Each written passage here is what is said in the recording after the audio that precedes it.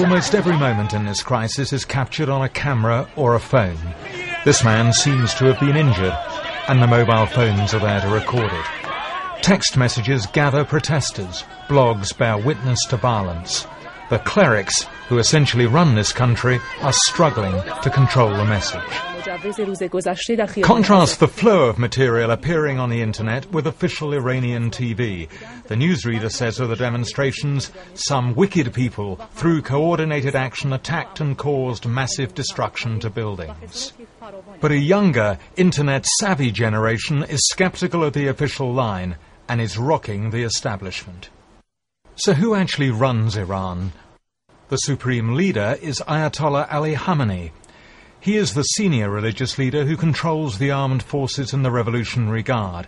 He has strong links to one of the key bodies in this crisis, the Guardian Council. It has 12 members, 6 of which are clerics.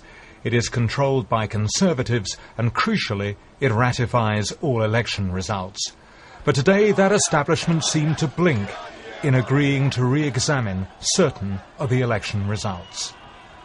Despite every effort, the authorities are failing to prevent images like this being posted on the internet.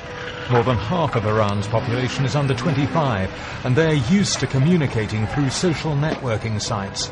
And those messages, and often grainy images, are telling the story of this crisis. There have been repeated attempts to shut down the BBC's Persian television service and the links to the BBC's webpage with its blogs and images. Phone networks have been blocked. Even so, we received today this video of what seems like a spontaneous protest at a Tehran railway station. And yet around the world, anyone with access to a computer can continue to hear what's going on in Iran. The protesters are sending blogs and using messaging services like Twitter, and they're still coming through. It's a virtual game of cat and mouse going on.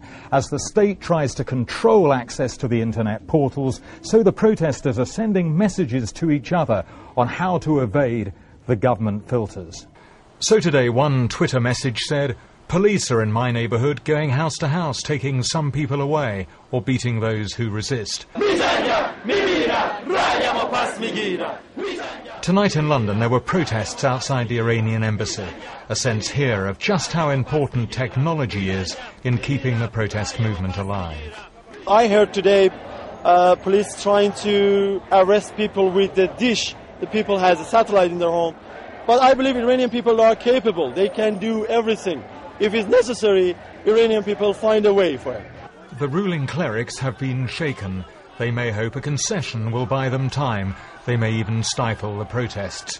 But they will have to cope with a generation that has learned how the internet links them to a wider world.